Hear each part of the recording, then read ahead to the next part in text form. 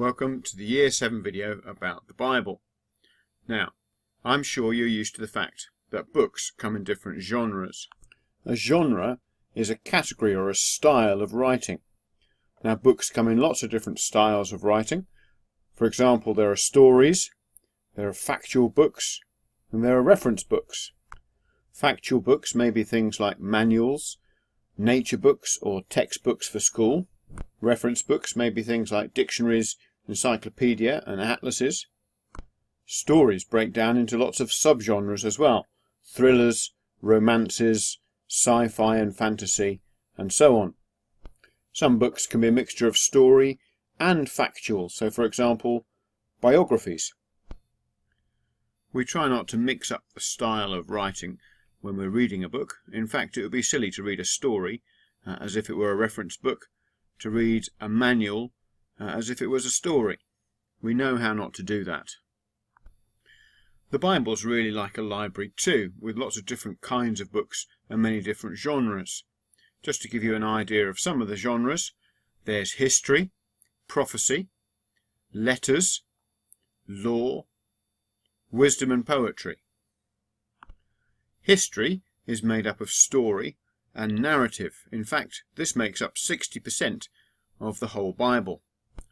Prophecy is not really to do with next week's lottery results.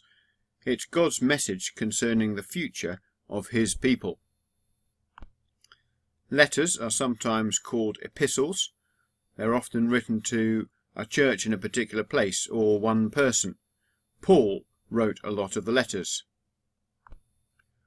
The law are the rules and instructions for God's people to keep, such as the 10 Commandments. Wisdom and poetry includes the book of Psalms and other songs and proverbs.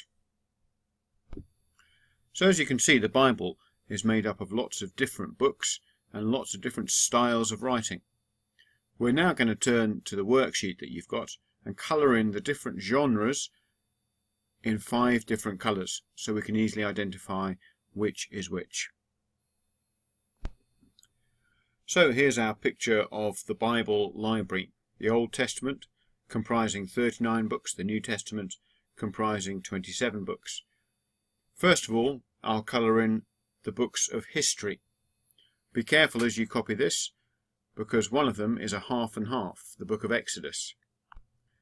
So you see I've covered in the history books green. There's quite a lot of them, and they make up the bulk of the Old Testament. There are some very long books there. You'll notice there's one in the New Testament, the book of Acts, which tells us the story of Jesus' disciples after he's died and gone back to heaven. I haven't coloured in Matthew, Mark, Luke and John, because although they are full of stories, those books which have the stories of Jesus in them have a special name, and that's Gospels, so we'll give them a slightly different colour. So I've coloured the Gospels in yellow, but I've given them a green stripe to remind us that they're actually part of the history genre of the Bible books. Now I'll colour in those books in the Old Testament that I left that are known as law. That includes the other half of Exodus. Law are the books which give us the rules for God's people, remember. I've coloured the books of the law, Exodus, Leviticus and Deuteronomy, in blue. Now I'm going to colour those books which we call wisdom and poetry. You may even recognise the fact that Psalms, full of songs of praise to God, is one of these books. So there are 5 books of poetry and wisdom: Job, Psalms, Proverbs, Ecclesiastes and Song of Songs. Now I'll colour in the books of the Old Testament, which are known as books of prophecy. The first 5 books, Isaiah, Jeremiah, Lamentations, Ezekiel and Daniel, are known as the major prophets. They're big books. Isaiah is one of the longest books in the Bible. You'll notice I've left Daniel half uncoloured. That's because he is actually another sort of genre as well, which I'll come to in a moment. The other prophets are all known as the minor prophets, so I'll colour those now. The minor prophets are generally very short books. Some of them are even only a few verses long, but there are some familiar stories in there. You may well all know the story of Jonah and the big fish. Well, his book is in there. And the book of Malachi is the last book to be written in the Old Testament. Now I'll go on and colour in some of the letters in the New Testament. Letters that Paul wrote to various churches in Corinth, Rome, Galatia, Colossae, and places like that. You'll see Paul wrote 13 books, 13 letters, some to churches such as Romans, some to individuals such as Timothy or Titus or Philemon. Nobody knows who wrote the book of Hebrews, and that leaves us with 7 more letters. These ones are all written by the person they're named after. That's not the person who's going to receive the letter. So James, generally reckoned to be Jesus' brother, wrote the book of James. Peter the disciple wrote the book of 1 and 2 Peter. And so that leaves us with just one whole book of the Bible left, Revelation.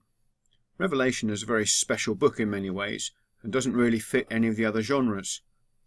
It kind of tells us about the future, a little bit like prophecy, but it's also written as if it were a kind of a letter. Revelation is actually something called apocalyptic literature, literature that tells us about the end of the world and reveals things about the end times. It's the same as the second half of the book of Daniel, so we'll colour those two the same colour. So there you have it, your own Bible library. Now it's time for you to do the same thing on your worksheet. And don't forget, at the side, to use your own key. Here's my key. It's good just to keep a little record of which colour means which type of book. Then, if you come to revise this later, you won't have any problems remembering. Okay, I hope you've enjoyed watching this. There'll be another one on how to look up a Bible verse at some point. In the meantime, happy colouring.